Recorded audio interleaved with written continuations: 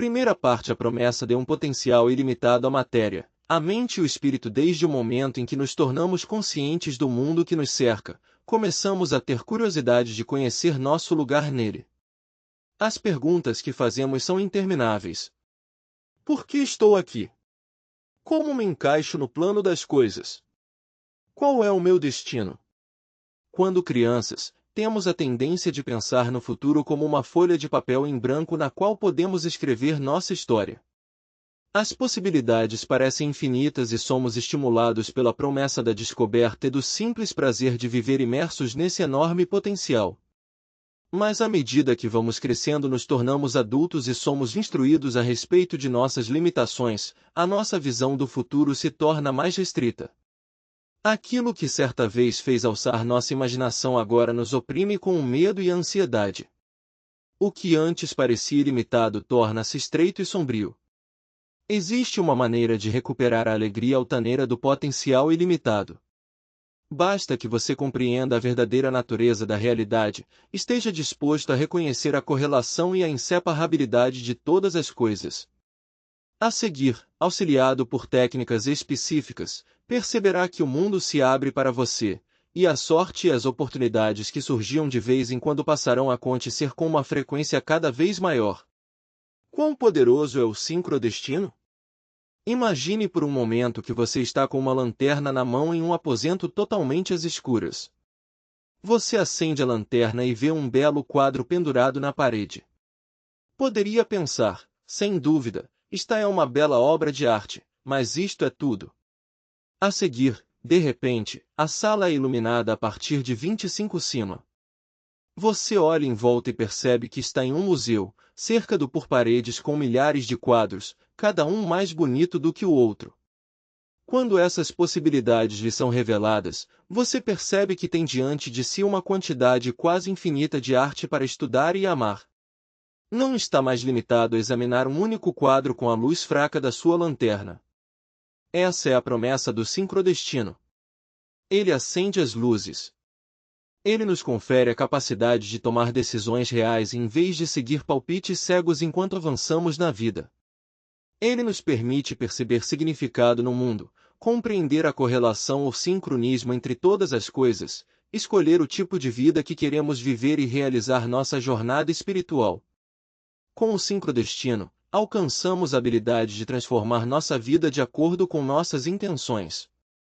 O primeiro passo para viver dessa maneira é entender a natureza dos 3 níveis da existência. Primeiro nível, a esfera física. O primeiro nível da existência é físico ou material, o universo visível. Esse é o mundo que conhecemos melhor, que chamamos de mundo real. Ele contém a matéria e objetos com limites firmes, tudo o que é tridimensional, e inclui o que experimentamos com os 5 sentidos, ou seja, tudo o que podemos ver, ouvir, sentir, provar ou cheirar. Inclui nosso corpo, o vento, a terra, a água, os gases, os animais, os micróbios, as moléculas e as páginas deste livro.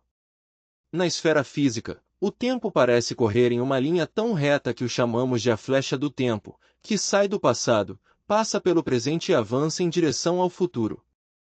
Isso significa que tudo na esfera física tem um começo, um meio e um fim, sendo, portanto, impermanente.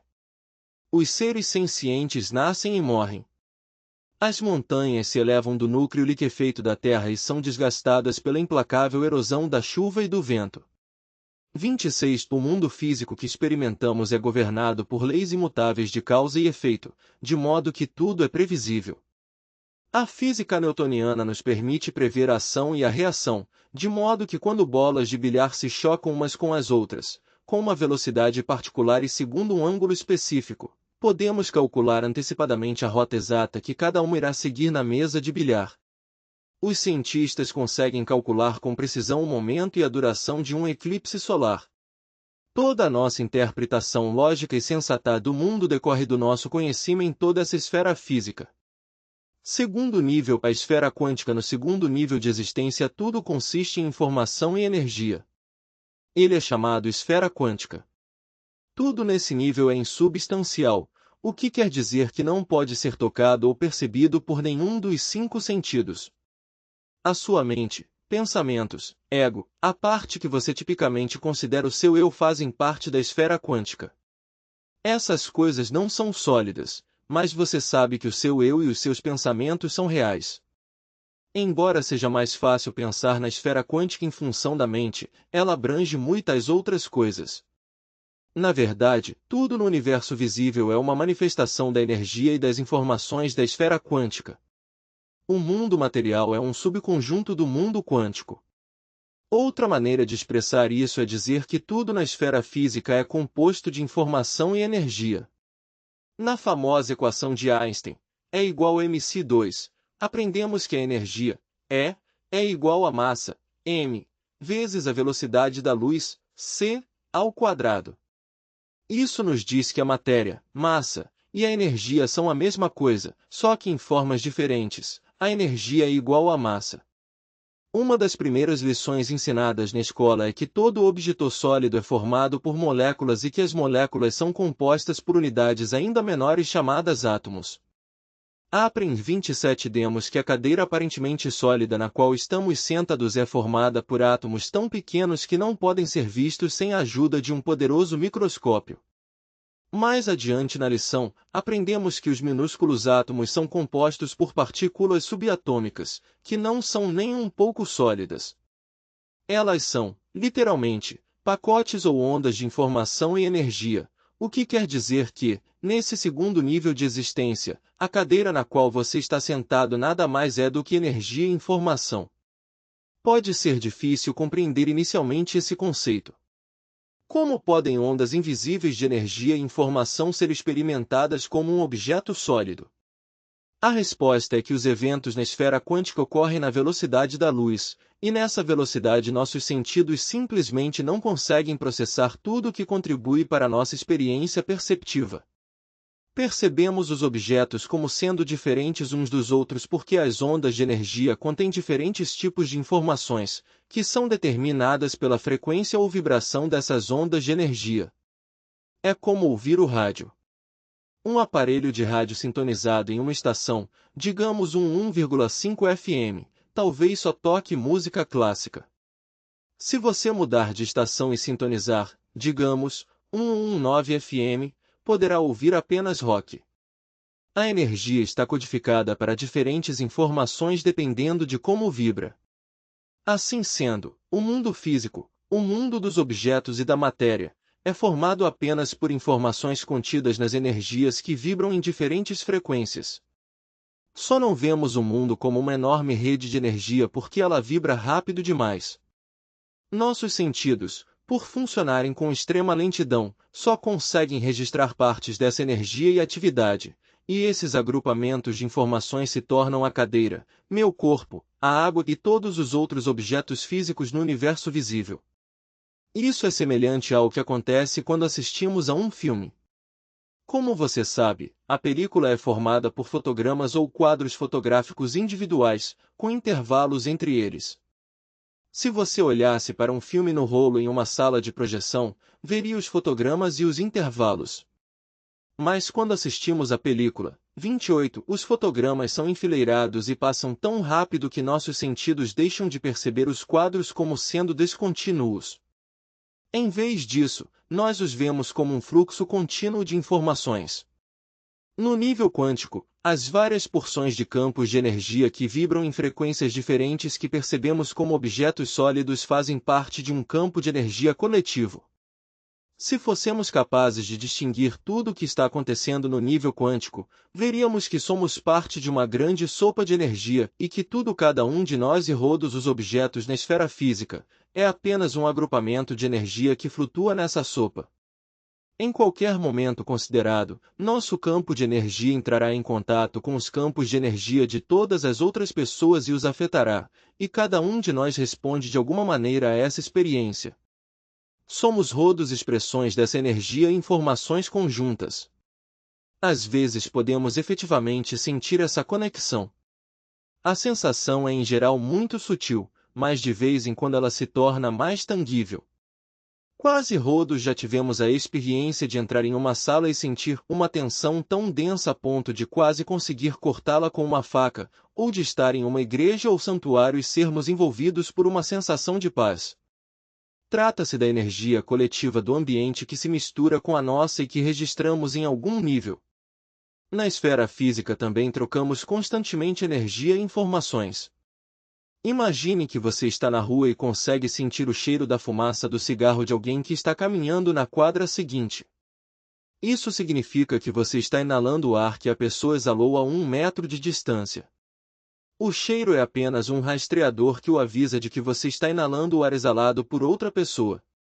Se o rastreado R não estivesse presente, se a pessoa em questão não estivesse fumando, mesmo assim você estaria inalando o ar que ela exalasse enquanto respirasse, apenas não o saberia por não ter a fumaça do cigarro para alertá-lo. E o que é essa respiração? É o dióxido de carbono e o oxigênio oriundos do metabolismo de cada célula do corpo do desconhecido. É isso que você 29 aspira, assim como as outras pessoas inalam o ar que você expira. Desse modo, todos permutamos constantemente partes de nós mesmos, moléculas físicas imensuráveis de nosso corpo. Em um nível mais profundo, não existe realmente nenhum limite entre o nosso eu e tudo mais no mundo. Quando tocamos um objeto, temos a impressão de que ele é sólido, como se houvesse uma nítida separação entre ele e nós. Os físicos diriam que experimentamos esse limite como sendo sólido porque tudo é formado de átomos, e a solidez é a sensação dos átomos chocando-se uns contra os outros. Considere, no entanto, o que é um átomo. Ele possui um pequeno núcleo cercado por uma grande nuvem de elétrons. Não existe nenhum revestimento externo, apenas uma nuvem de elétrons. Para visualizar o que estou descrevendo, imagine um amendoim no meio de um estádio de futebol. O amendoim representa o núcleo e o estádio, o tamanho da nuvem de elétrons ao redor do núcleo. Quando tocamos um objeto, percebemos a solidez quando as nuvens de elétrons se encontram. É assim que interpretamos o que é sólido, tendo em vista a sensibilidade, ou insensibilidade relativa, dos nossos sentidos. Nossos olhos estão programados para ver os objetos como sendo sólidos e tridimensionais. Nossas terminações nervosas estão programadas para sentir os objetos como sólidos e tridimensionais. No entanto, na realidade da esfera quântica, a solidez é inexistente. Por acaso ela existe quando duas nuvens se encontram? Não. Elas se fundem e se separam. Algo semelhante acontece quando você coca outro objeto. Os campos de energia, e nuvens de elétrons, se encontram, pequenas partes se fundem e depois vocês se separam. Embora você se perceba como inteiro, você perdeu um pouco da sua energia para o objeto e recebeu em troca um pouco da energia dele. Trocamos informações e energia com tudo que encontramos e podemos sair desse encontro um pouco modificados. Desse modo, também podemos perceber que estamos conectados a tudo mais no mundo físico. Compartilhamos constantemente partes 30 dos nossos campos de energia, de modo que todos nós, nesse nível quântico, no nível de nossa mente e nosso eu, estamos conectados. Estamos todos relacionados uns com os outros. Assim sendo, é apenas na consciência que nossos sentidos limitados criam um mundo sólido a partir da energia e das informações puras. Mas e se pudéssemos enxergar dentro da esfera quântica, se tivéssemos olhos quânticos? Na esfera quântica, veríamos que tudo o que consideramos sólido no mundo físico está na verdade vibrando para dentro e para fora de um vazio infinito, à velocidade da luz. Exatamente como na sequência de fotogramas intervalos de um filme, o universo é um fenômeno do tipo liga-desliga. A continuidade e a solidez do mundo só existem na imaginação, alimentadas pelos sentidos que não conseguem discernir as ondas de energia e de informação que compõem o nível quântico da existência. Na realidade, todos vibramos para dentro e para fora da existência o tempo todo. Se pudéssemos aperfeiçoar nossos sentidos, conseguiríamos efetivamente descortinar os intervalos na nossa existência. Estamos aqui, a seguir não estamos mais aqui e depois estamos aqui de novo. A sensação de continuidade é sustentada apenas pela nossa memória. Existe uma analogia que ilustra esse ponto. Os cientistas sabem que uma lesma leva cerca de 3 segundos para registrar a luz. Imagine então que enquanto uma lesma me observasse, eu saísse da sala, assaltasse um banco e voltasse 3 segundos depois. No que diz respeito à lesma, nunca saí da sala. Eu poderia levá-la ao tribunal e ela me forneceria um perfeito álibi. Para a lesma, o período que passei fora da sala cairia em um dos quadros da existência vibratória.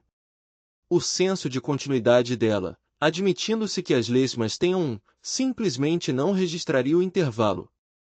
Desse modo, a experiência sensorial de todos os seres humanos é um conceito perceptivo puramente artificial criado na imaginação.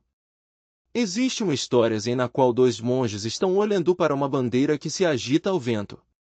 O primeiro diz: a bandeira está tremulando. O segundo declara: não, o vento está se movendo. O mestre se aproxima e eles fazem a ele a 31 seguinte pergunta: quem está certo? Eu digo que a bandeira está se mexendo e ele diz que é o vento que está em movimento. O mestre responde: ambos estão errados. Apenas a consciência está se movendo. À medida que a consciência se movimenta, ela imagina um mundo e ele passa a existir. Assim sendo, a mente é um campo de energia e informação. Cada ideia também é energia e informação. Ao perceber a sopa de energia-cor num conjunto de entidades físicas distintas, você imaginou seu corpo e todo o mundo físico, e eles passaram a existir. Mas de onde vem a mente responsável por essa imaginação? Terceiro nível, a esfera não local. O terceiro nível de existência é composto pela inteligência ou consciência. Pode ser chamado de esfera virtual, esfera espiritual, campo de potencial, ser universal ou inteligência não local. É aí que as informações e a energia emergem de um mar de possibilidades. O nível mais básico, fundamental, da natureza não é material, ele não é nem mesmo urna sopa de energia e informação e sim puro potencial. Esse nível de realidade não local opera além do alcance do espaço e do tempo, que simplesmente não existem nesse nível. Nós o chamamos de não local porque não pode ser restrito à urna localização, não está em você ou lá fora. Ele simplesmente é. A inteligência da esfera espiritual é o que organiza a sopa de energia em entidades cognoscíveis. É ela que aglutina as partículas quânticas para formar os átomos para formar moléculas e as moléculas para formar estruturas. Ela é a força organizadora por trás de todas as coisas. Esse conceito pode ser escorregadio e difícil de entender. Uma maneira relativamente simples de pensar a respeito dessa esfera virtual é reconhecer a natureza dual dos seus pensamentos. Enquanto você lê estas palavras, seus olhos veem a tinta preta na página e a sua mente traduz o que está impresso em 32 símbolos, letras e palavras, e a seguir tenta deduzir o significado deles. Mas dê um passo atrás e pergunte: quem está lendo? Qual a consciência que regula meus pensamentos? Conscientize-se da dualidade desses processos interiores. Sua mente está ocupada decifrando, analisando e traduzindo. Então quem está lendo? Com esse pequeno desvio da atenção, você poderá se tornar consciente de que existe uma presença dentro de você, uma força que está realizando a experiência. Trata-se da alma ou inteligência não local, e a experiência dela tem lugar no nível virtual. Assim como a informação e a energia formam um mundo físico, essa esfera não local, sem localização, cria e coordena a atividade da informação e da energia. Segundo o Dr. Larry Dossey, autor de best-sellers e pioneiro da metafísica, os eventos não locais possuem 3 importantes qualidades que os distinguem de eventos restritos ao mundo físico. Eles estão correlacionados e essa correlação é não mediada, não atenuada e imediata. Vamos examinar resumidamente o que ele quer dizer com isso. O comportamento de 2 ou mais eventos subatômicos é não casualmente interrelacionado, o que significa que um evento não é a causa de outro evento, mas o comportamento de um está imediatamente correlacionado ou coordenado com o outro. Em outras palavras, eles parecem estar dançando no mesmo ritmo, embora não estejam se comunicando um com o outro no sentido convencional. Esse é o significado de não mediada. A correlação entre esses eventos não locais também é não atenuada, o que significa que a força da correlação não é reduzida com a distância no espaço e no tempo. Por exemplo, se você e eu estivéssemos conversando em uma sala, a minha voz teria um som muito diferente do que se estivéssemos falando um com o outro em calçadas opostas de uma rua. Nessa distância maior, a minha voz pareceria muito mais fraca, se é que você iria conseguir me escutar. Se você estivesse na esfera não local, eu seria ouvido com clareza, independentemente de eu estar ao seu lado, do outro lado da rua, a 1 quilômetro de distância ou mesmo em outro continente. 33 Terceiro. Imediata significa que nenhum tempo de viagem é necessário para os eventos não locais. Todos estamos familiarizados com o fato de que a luz e o som viajam a diferentes velocidades, e é por isso que vemos o relâmpago à distância antes de ouvir o retumbar do trovão. No caso dos eventos não locais, não existe esse intervalo, porque as correlações não locais não seguem as leis da física clássica. Não existe nenhum sinal, não existe nenhuma luz, não existe nenhum som. Não existe nenhuma coisa que precise viajar. As correlações entre os eventos que ocorrem no nível não local ou virtual têm lugar instantaneamente, sem causa e sem se tornarem mais fracas com o tempo ou a distância. A inteligência não local está em toda parte ao mesmo tempo e pode usar simultaneamente efeitos múltiplos em vários locais.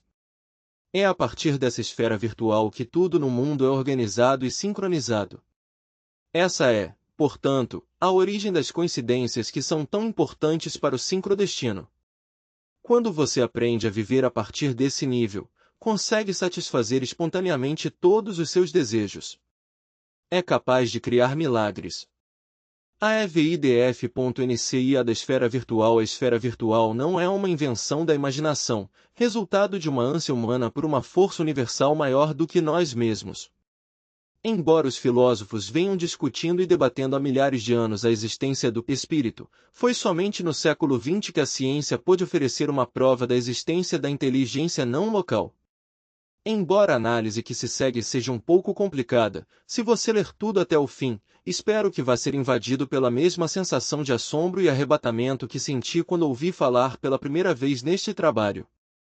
Quase todos aprendemos nas aulas de ciência que o universo é formado por ondas e partículas sólidas. Foi-nos dito que as partículas eram os componentes básicos de todos os objetos sólidos existentes no mundo. Aprendemos, por exemplo, que as menores 34 unidades de matéria, como os elétrons em um átomo, eram partículas. Analogamente, foi-nos ensinado que as ondas, como as do som e da luz, não eram sólidas. Nunca houve nenhuma confusão entre as duas, partículas eram partículas e ondas eram ondas. Posteriormente, os físicos descobriram que uma partícula subatômica é parte do que é conhecido como um pacote de onda. Embora as ondas de energia sejam tipicamente contínuas, com máximos e mínimos igualmente espaçados, um pacote de onda é uma concentração de energia. Imagine uma pequena bola de estática, com máximos e mínimos rápidos e agudos que representam a amplitude da onda. Onda a pacote de onda. Podemos fazer duas perguntas a respeito da partícula nesse pacote de onda. 1. Onde está ela e 2. Qual é o momento dela? Os físicos descobriram que podemos fazer uma dessas perguntas, mas não as duas. Por exemplo, uma vez que você pergunte, 35 onde está ela, e fixe uma onda partícula em um local, ela se torna uma partícula. Se você perguntar, qual é o momento dela, terá decidido que o movimento é o fator crítico, de modo que você tem de estar falando sobre uma onda. Então essa coisa a respeito da qual estamos falando, a onda-partícula, é uma partícula ou uma onda? Depende da pergunta que decidirmos fazer. Em qualquer momento considerado, essa onda-partícula pode ser uma partícula ou uma onda, porque não podemos conhecer a localização e o momento da onda-partícula. Na verdade, enquanto não medimos nem a localização nem o momento dela, ela é simultaneamente partícula e onda. Esse conceito é conhecido como o princípio da incerteza de Heisenberg e é um dos elementos fundamentais da física moderna. Imagine uma caixa fechada que encerra uma onda-partícula. A identidade absoluta desta última não está determinada enquanto ela não for observada ou medida de alguma maneira. No momento anterior à observação, a identidade dela é puro potencial. É ao mesmo tempo onda e partícula, e só existe na esfera virtual. Depois que a observação ou a medida tem lugar, o potencial sucumbe em uma única entidade ou partícula ou onda. Considerando nossa maneira usual de avaliar o mundo, baseada nos sentidos, a ideia de que uma coisa possa existir em mais de um estado ao mesmo tempo é totalmente contra-intuitiva. Mas esse é o prodígio do mundo quântico. Uma famosa experiência com o pensamento realizada pelo físico Erwin Schrödinger chama a atenção para os tipos de ocorrências fora do comum que se tornam possíveis pela física quântica. Imagine que você tem uma caixa fechada que contém uma onda-partícula, um gato, uma alavanca e uma tigela com comida para gatos com a tampa solta. Se a onda-partícula se tornar uma partícula, ela esbarrará na alavanca, que arrancará a tampa da tigela e o gato comerá a comida. Se a onda-partícula se tornar uma onda, a tampa permanecerá sobre a comida. Se abrirmos a caixa, realizando desse modo uma observação, veremos uma tigela vazia, e um gato feliz, ou uma tigela cheia de comida, e um gato faminto. Tudo depende do tipo de observação que fizermos. Eis 36 agora a parte que confunde a mente. Antes de olharmos dentro da caixa e realizarmos uma observação, a tigela está ao mesmo tempo vazia e cheia, o gato está simultaneamente alimentado e faminto. Nesse momento, as duas possibilidades coexistem. É apenas a observação que transforma a possibilidade em realidade. Por mais extraordinário que isso possa parecer, os físicos completaram recentemente uma experiência que prova esse fenômeno demonstrando que um átomo de berílio carregado e não observado era capaz de estar em dois lugares diferentes ao mesmo tempo. Talvez ainda mais confusa seja a noção de que a ideia de duas localizações diferentes possa ser um artifício da percepção.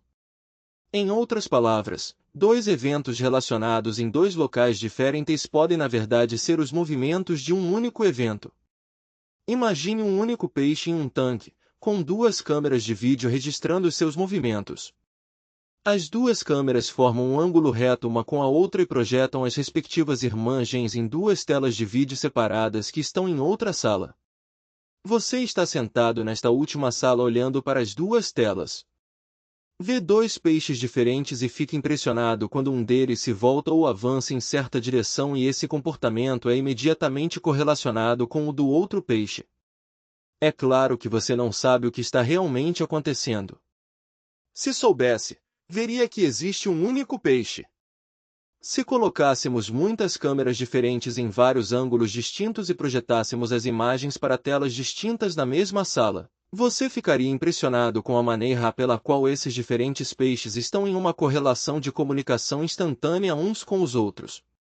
Os grandes videntes das tradições místicas afirmam que o que experimentamos todos os dias é uma realidade projetada na qual os eventos e as coisas só parecem estar separados no espaço e no tempo.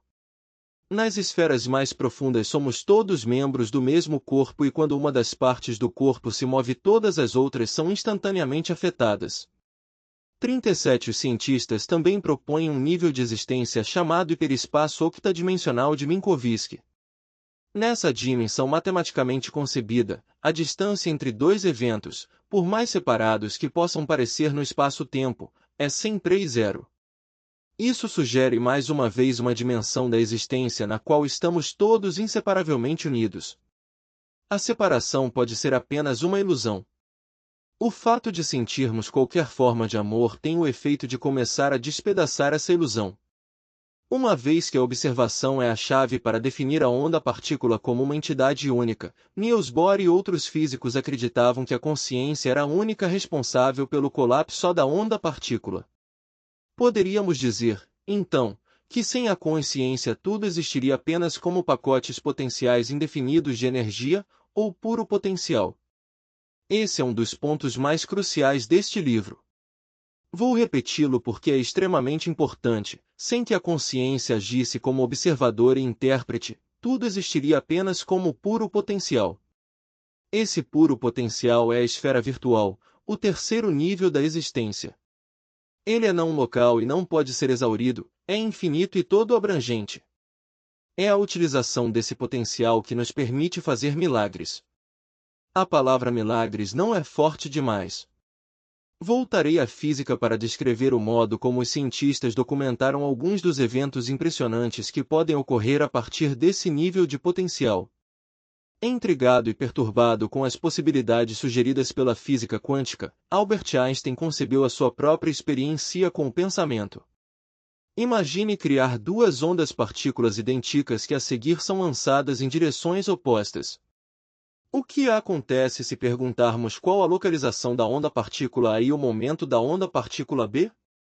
Lembre-se de que as partículas são idênticas, de modo que qualquer medida que seja calculada para uma será, por definição, verdadeira para outra.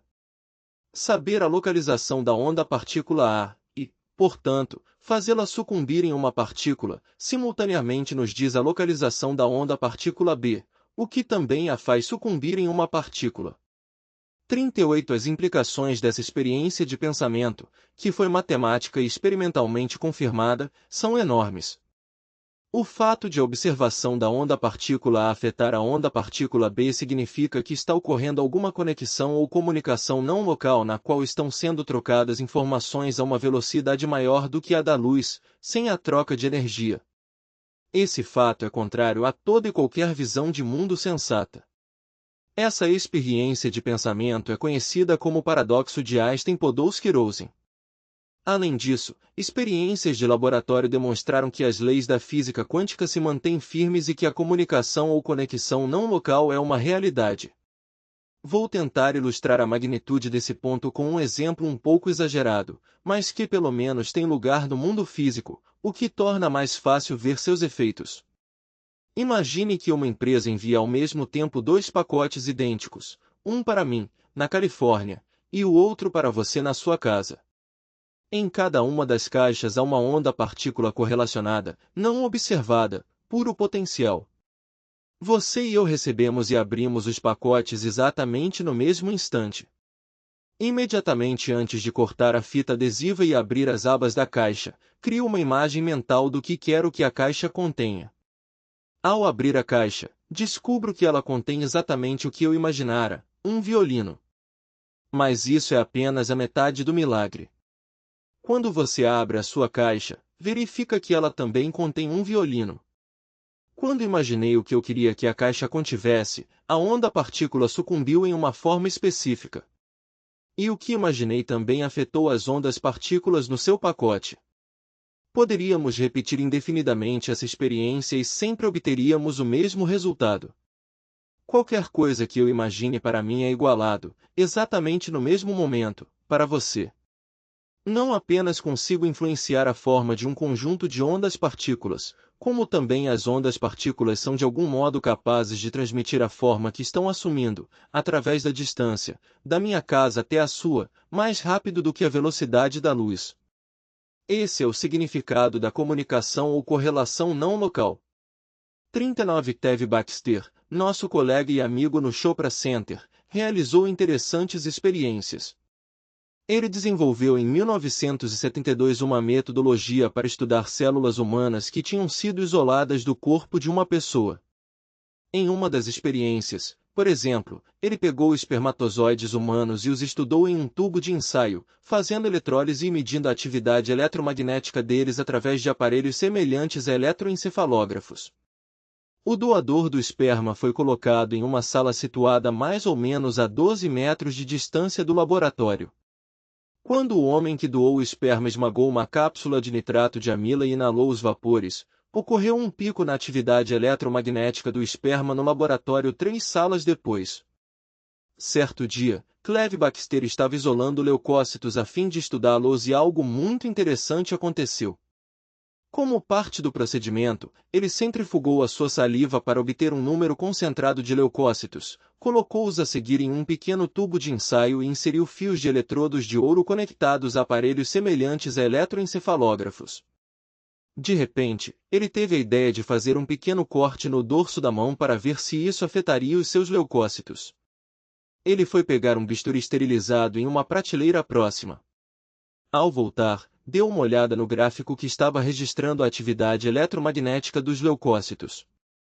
Ele já tinha registrado uma intensa atividade enquanto buscava o bisturi.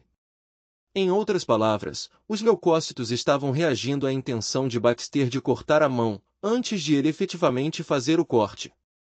Em outra ocasião, Cleve Baxter estava treinando um colega para recolher leucócitos bucais. Por algum motivo, eles começam a discutir a respeito de um artigo da revista Playboy, uma entrevista com William Shockley, um cientista muito controvertido na época. De repente, Cleve Baxter se lembrou de que seu sócio tinha uma cópia daquele número da revista na mesa de trabalho. Saiu rapidamente do recinto, encontrou a revista que procurava e voltou para o laboratório. A esta altura, Steve, o seu Cole 40GA, tinha acabado de recolher sua cultura de células e colocado eletrodos nelas. Cleve Baxter focalizou uma câmera de vídeo, instalada sobre um tripé, por cima do ombro de Steve para possibilitar uma correlação posterior do que Steve estaria vendo. Outra câmera de vídeo 6 foi montada sobre o gráfico que estava registrando o programa e o da experiência. As duas imagens das câmaras de vídeo foram então combinadas através da tecnologia de split screen tela dividida. Isso garantiu que haveria um registro preciso da cronometragem das possíveis reações. Enquanto Steve folheava a revista Playboy em busca do artigo, deparou com a página central que exibia Bo Derek do jeito como veio ao mundo. Segundo Cleve Baxter, enquanto Steve dizia em voz alta, "Eu não pensava que ela fosse tudo isso", seus leucócitos no tubo de ensaio exibiram uma intensa reação, atingindo os limites superiores e inferiores do quadro de registros. Após 2 minutos de contínua reatividade, Cleve Baxter sugeriu que Steve fechasse a revista. Quando ele fez isso, seus leucócitos com eletrodos se acalmaram. A seguir, 1 minuto depois, quando Steve estendeu a mão para abrir de novo a revista, as células novamente apresentaram um pico. Cleve Baxter declara o seguinte: "O fato de Steve ter experimentado essa observação de alta qualidade, conhecendo os sentimentos e pensamentos de sua mente, pôs um fim a qualquer ceticismo." Cleve Baxter realizou muitas experiências semelhantes que revelaram que as células de todos os organismos biológicos, inclusive das plantas e de uma variedade de bactérias, têm a capacidade da biocomunicação. Todas as células vivas possuem uma consciência celular e são capazes de se comunicarem com outras células da mesma ou de outras espécies, mesmo quando estão fisicamente separadas. Além disso, essa comunicação é instantânea. Como a distância no espaço também é a distância no tempo, poderíamos portanto afirmar que os eventos separados uns dos outros no tempo, ocorrendo ou no passado ou no futuro, poderiam ser instantaneamente correlacionados. Em uma extensão dessa pesquisa, a comunicação não local também foi demonstrada em pessoas. Na famosa experiência de 41 Greenberg e Uberba 1, publicada em 1987, cientistas usaram um dispositivo conhecido como um eletroencefalógrafo para medir as ondas cerebrais de duas pessoas que meditavam juntas. Descobriram que os padrões das ondas cerebrais de alguns pares de pessoas que eles mediram apresentaram uma forte correlação, sugerindo um vínculo estreito ou um relacionamento mental. Esses meditadores eram capazes de identificar quando sentiam estar em uma comunicação direta um com o outro, o que era confirmado pelos aparelhos que mediam suas ondas cerebrais. Foi pedido aos pares que estavam estreitamente ligados que meditassem durante 20 minutos. Passado esse tempo, uma das pessoas era conduzida a outra sala que era a seguir fechada e isolada. Depois que os mediadores eram colocados em salas separadas, era solicitado a eles que tentassem estabelecer uma comunicação direta entre um e outro. A pessoa que tinha sido levada para outra sala era então estimulada por luzes brilhantes que lampejavam na sala, o que dava origem a pequenos piques nas suas ondas cerebrais chamadas potenciais evocados. Como as ondas cerebrais de ambos os medirradares ainda estavam sendo medidas, os cientistas puderam perceber que a pessoa que estava sendo exposta à luz efetivamente apresentou pequenos piques de potenciais evocados. No entanto, a parte fascinante da experiência é que o meditador que não foi exposto à luz também exibiu pequenos piques de ondas cerebrais que correspondiam aos potenciais evocados do meditador exposto à luz. Desse modo, as duas pessoas estavam ligadas em um nível profundo, por meio da meditação, e essa conexão acarretava reações físicas mensuráveis até mesmo na pessoa que não estava exposta ao estímulo da luz. O que acontecia a uma delas acontecia à outra, automática e instantaneamente. Esses resultados só podem ser explicados pela correlação não local, que ocorre na esfera virtual, o nível do espírito que conecta, organiza e sincroniza todas as coisas. Esse campo ilimitado de inteligência ou consciência está em toda parte, manifestando-se em tudo. Nós o vimos atuar no nível da partícula subatômica, o componente básico de todas as coisas, e o vimos conectar 42 pessoas no nível que transcende a separação. Mas você não precisa ir a um laboratório para ver essa inteligência não local em ação. A prova está à nossa volta, nos animais, na natureza e até mesmo no nosso corpo.